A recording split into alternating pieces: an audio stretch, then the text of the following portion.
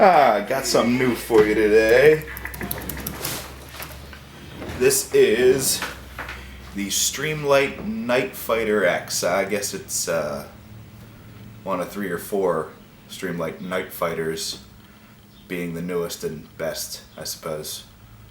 2 lithium CR123s, 200 lumens. It has 3 different settings. Bright, which is 200 lumens.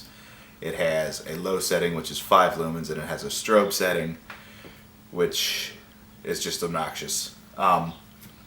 Quick observation right off the bat, messing with the settings, it's a pain in the butt. You have to, this is got a click tail switch on it, which I don't love, not my personal favorite. I would prefer the setup they use on Surefires.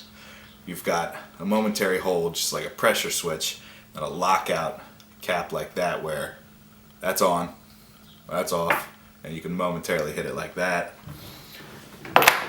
Anyway, to cycle through the modes, you have to half press. You don't click the button.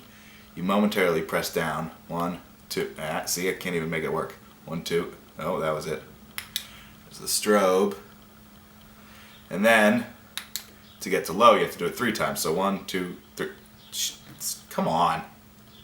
There you go. And 5 lumen. Not perfect. Not the perfect system at all, in my opinion.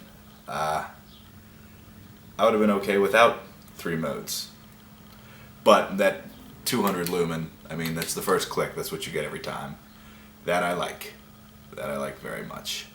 I bought this light specifically because of this ring. This was developed to facilitate holding the flashlight like this in what's called the syringe grip, used for the Rogers or the Surefire method. It's where you've got 3 extra fingers down here, and you can grip a handgun with 2 hands. Let me show you. Easier done than said. Empty gun. Now you hold in between your index and middle finger. You place the activator, the button, at the base of your thumb. You've got these 3 fingers down here free. So, kind of like you would holding a gun normally. Wrap those fingers around. You can activate with the base of your thumb. It's a lot, when actually shooting, it's a lot easier in my opinion than what's called the Harry's technique, which I'm sure you've seen in movies and TV, just like this, which is technically not 2-hand shooting. You're only using 1 hand on this gun. Creating isometric pressure with your fist here back against your other hand, but it fatigues you quick because you're putting that pressure on. Again, you're really only shooting with 1 hand, although it is supported. And using this technique makes going around corners different, especially you go around a right-hand corner, you're getting the gun out before the light. I just have come to prefer, and learned a lot about recently actually, the Rogers technique like this. But more about that later. I'm talking about the flashlight. Other problems. This clip. It looks like shit. I mean, it seriously looks like they had a scrap on the floor at the shop and they decided they're going to make a clip out of it. It really, I don't know how well you're going to be able to see that, but it does not look good. And you know, this cost $80. I probably paid a little more than I should have because I got it at a local place, but that's my prerogative.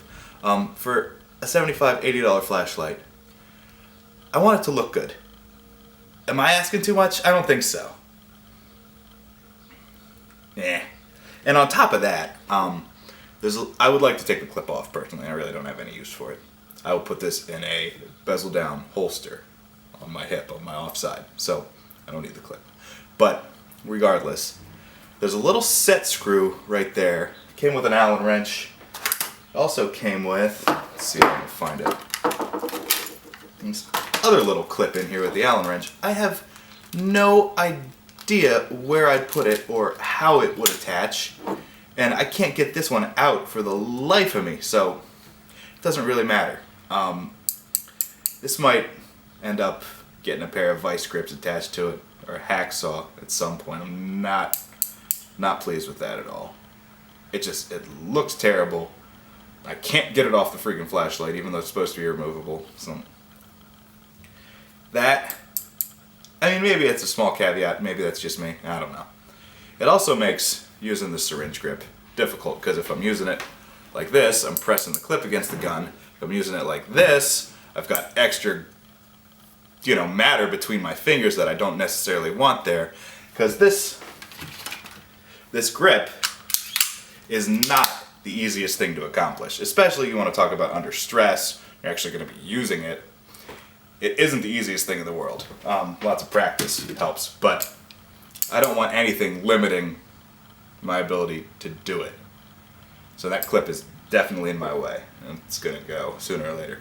But aside from that, I'm happy. I mean, this thing it's bright as all hell. I mean, 200 lumens is plenty, for my purposes at least. Aside from that, well, let's see, what else did it come with? A little clamshell packaging, instructions, don't mix batteries, they'll blow up and kill you. Came with this lanyard, which I will never, ever use. And then, you stupid, I don't know, replacement, I don't even know what it is, it pisses me off.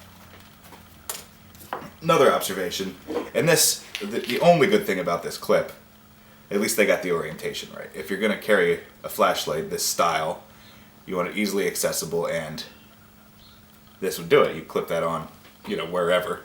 You grab it and you're ready to go. Either way, like that, like this, however. One thing I didn't like about my Surefire, although the clip is very nice looking, it doesn't look like junk. The clip will hold your flashlight bezel up, whereas this one is bezeled down. I would prefer bezel down because you're picking it up the way you're going to use it. And again, this flashlight was probably more intended for, an outdoor or just a hobby enthusiast. But then again, the people like that usually don't pay $100, $150 for a flashlight. But regardless, much better looking clip, a little bit less functional. I just can't get over how bad this thing looks. I mean, it's all scratched up. It looks like, I don't even know what to say about that. If anybody knows how to get this thing off of here, I would be ecstatic. So let me know, please. And that's really all I have to say about that. Overall, I'm happy with it, except for that stupid clip. Try and do a video later, maybe today if I have time, about the differences between the Harry's grip, the Rogers technique, some other low light flashlight and handgun techniques. Try to keep it two-hand techniques, but maybe we'll go over some one-handed stuff. There's no technique that's right, there's no technique that's wrong. Well, that may be up for judgment, but it's good to have a grasp on all of them because they can all be used effectively in certain situations where others couldn't be. So keep an eye out for a video on that.